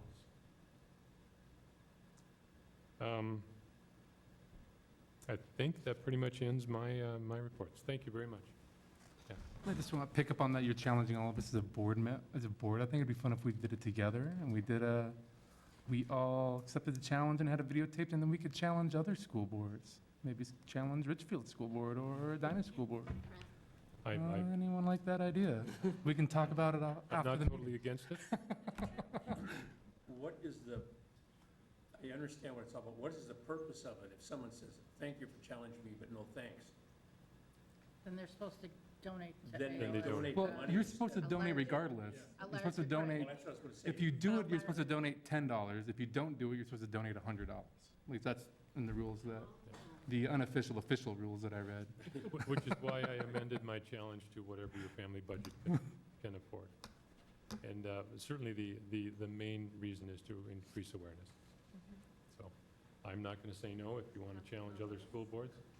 We could do that You we guys- could have the cabinet dump the water on us? You can pick whoever you want to dump some water on. Just make sure you hit my sore leg so that Good eye sock. freezing always helps my leg. Well, we'll wrap that up in plastic, and Yeah, they could just put your we- leg right in a you can use bucket. Dixie cups. Then you're gonna have to give us more than 24 hours, because how do we coordinate schedules here? I did it in 24 seconds. if you want to. Do it at the study I mean, session. you all. So our audience can see. It's over at the end of All right, August. a could do it suitable tonight. time. Whatever your collective minds decide is a suitable time. And again, if you don't want to get doused in ice water, I'm sure ALS can make use of the money that you donate. So no one's going to fault you for it. Does that come out of our school budget? Is that our own? Question. Our board doesn't contribute to charity? And also the bill when you. I don't remember seeing that one as an opportunity for spending in our For school your board. But asthma. okay, I'll let you guys come up with the appropriate time and place and who's Thank going to you. videotape it. Superintendent. Thank you. The teachers are back at work this week, prepping for the start of school on September 2nd. And since we talked about season passes early in the agenda, and because our two high schools are members of the new Metro West Athletic Conference, make an announcement about the upcoming football games on Thursday. Jefferson will be having a conference game at the stadium, our stadium, with St. Louis Park, starting at 7 p.m. And that same night, Kennedy will be playing Park Center at Park Center High School at 7 p.m. Was it It's a Thursday or Friday? non-conference game, I'm sorry, was it Thursday? Thursday, So August 28th. Oh, okay. So both our teams are playing this Thursday? I'm sorry, was it? I heard the first, when was the Kennedy one? Is it Yeah, also Park Thursday? Center, yeah. Okay, Same but it's also Thursday, okay. Yes. All right. It's back to school now. That's it. Thank you. All right, Elementary all right. schools anyway. You threw me off with Thursday, they're usually Fridays, so. Yes. Good, well then, That's when I go to the Friday is my game. anniversary, and I didn't want my wife mad at me, so might be able to get out of the house on Thursday. All right, do we have, anyone else have anything for the other part of the agenda? Then we're looking for that motion to adjourn. Anyone? So moved. Second. Moved and seconded. We'll adjourn this meeting. All right, so